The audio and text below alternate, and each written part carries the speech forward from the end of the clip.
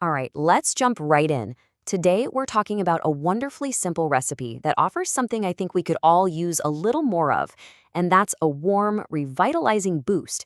We're going to dive into ginger date lotus soup and the warm secret it holds to sweeping away weariness.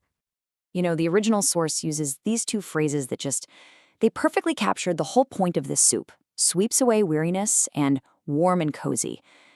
This isn't just about how it tastes, right? It's a promise of how it's going to make you feel. It's basically a reset button in a bowl. So, who is this actually for? Well, does this sound familiar? You spend your days in a chilly, air-conditioned room, and you just find yourself feeling drained, exhausted, maybe even a little cold from the inside out. If that's you, then hey, this recipe was made for you. It's the perfect answer to that specific modern-day air-conditioned fatigue.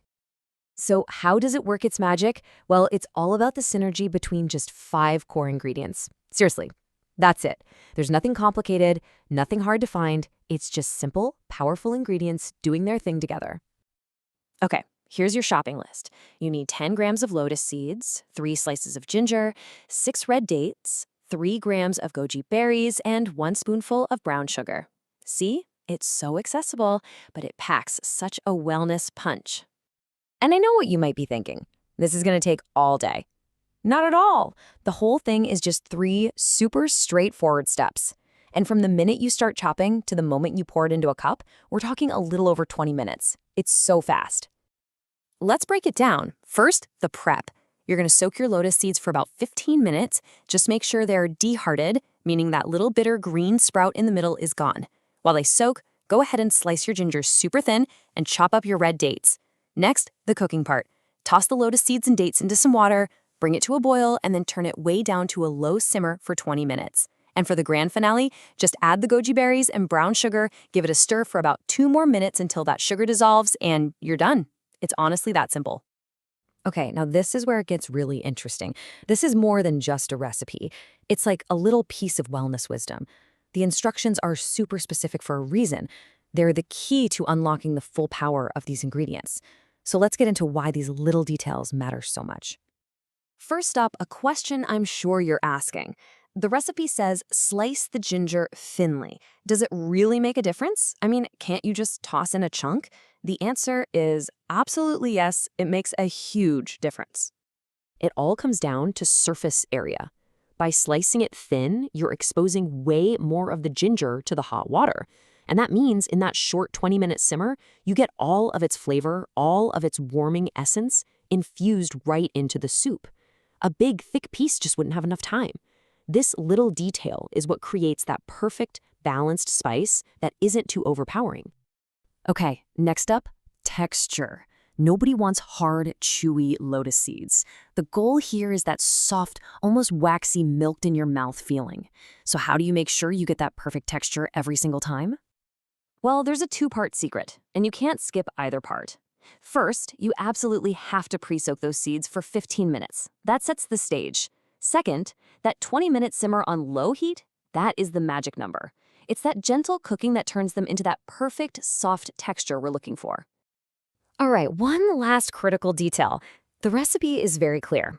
Add the goji berries only for the last 2 minutes. So what's the big deal? What if you just throw them in at the very beginning with everything else? Well, the difference is like night and day. When you do it right, add them at the very end, you get a fresh taste, you keep all their delicate nutrients, and you're left with this beautiful, clear soup. But if you boil them for the full 20 minutes, the original wisdom says they can actually turn the soup sour, they get all mushy, and the whole thing gets cloudy. So yeah, that 2-minute rule is there for a very good reason. Okay, so now you've mastered the how and the why of the main recipe, let's get to the really fun part, customizing it. This is where you can take all this knowledge and just make the soup absolutely perfect for you. But first, a quick but important heads up. The adjustments we're about to talk about are based on traditional wellness knowledge. They're not from the original recipe source we've been looking at. Think of this as some bonus info, just to give you more options to really make this soup your own. So first off, you can totally tweak this for the seasons. It makes perfect sense, right? In the warmer spring and summer months, you might want to dial the ginger back to 1 or 2 slices, just for a gentler warming effect. But come autumn and winter, oh yeah, feel free to bump it up to 5 slices for that extra cozy warmth. You can also adjust it for your own body type. If you're someone who is always feeling cold, always reaching for a blanket, then honestly, the original recipe is perfect for you. But if you tend to run hot, you can reduce the ginger to just one slice and maybe use a little less brown sugar, or even swap it out for rock sugar, which is considered a bit more cooling.